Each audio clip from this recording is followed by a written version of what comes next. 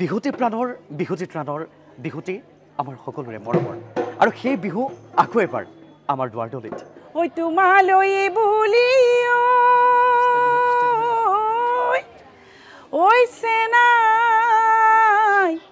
ঐ নিশা নাহে টোপনি ঐ চেনাই ঐ উজাগৰি বিহুৱা ৰাতি কলিয়ে মাতাই নিজানো জান জুৰিলৰ সিপাৰ মিঠা কলিৰ মাততে ইয়া তোমাৰ ভাগেনে ও বহনা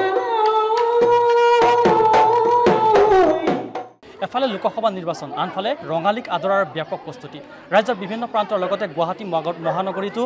বিহুৰ কৰ্মশালা অনুষ্ঠিত কৰা হৈছে আৰু এই মুহূৰ্তত আমি বৰ্তমান উপস্থিত আছোঁ গীতানগৰস্থিত কন্যা মহাবিদ্যালয়ত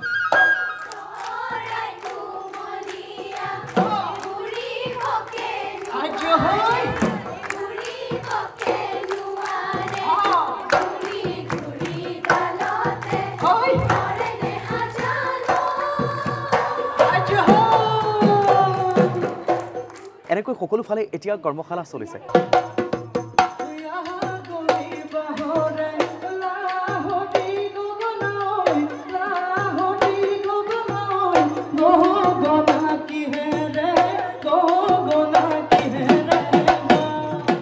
ৰাগিনী প্ৰডাকশ্যনৰ উদ্যোগত আৰু কন্যা মহাবিদ্যালয়ৰ সহযোগত আমি ছদিনীয়াকৈ বিহু নাচৰ কৰ্মশালা অনুষ্ঠিত কৰিলোঁ আচলতে বিহু আমাৰ অসমীয়াৰ প্ৰাণে প্ৰাণে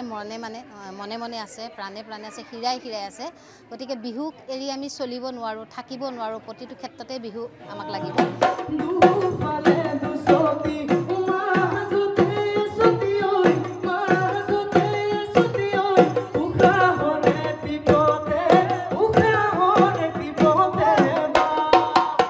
আপোনালোকে নিজে দেখিছেই এই কৰ্মশালাটো অতি অতুলনীয় কাৰণ ৩-৪ বছৰীয়া শিশুৰ পৰা একেবাৰে হাই ছেকেণ্ডেৰী পাছ BA MA পঢ়াৰ ল'ৰা ছোৱালীলৈকে ইয়াত আছে অসমৰ যি আমাৰ জাতীয় উৎসৱ বিহুটিক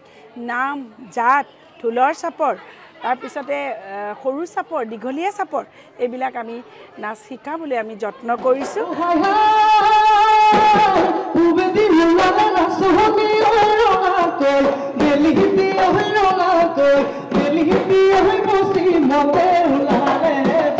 সেয়াই কৈছে ইয়াৰ প্ৰমাণ যে সংস্কৃতিক ৰক্ষা কৰাৰ ক্ষেত্ৰত কংক্ৰিটৰ মহানগৰখনত থকা প্ৰতিগৰাকী অসমীয়া কেতিয়াও পাহৰি যোৱা নাই প্ৰতিগৰাকী অসমীয়া কেতিয়াও লৈ থকা নাই কাৰণ এয়া আমাৰ বাপতিসাহোন বিহু এক বিশ্ব দৰবাৰত জীয়াই ৰাখিবলৈ যি ধৰণে চৰকাৰে কাম কৰিছে যি ধৰণে সকলো বদ্ধপৰিকৰ সেই একেদৰে প্ৰতিগৰাকী অসমীয়া বদ্ধপৰিকৰ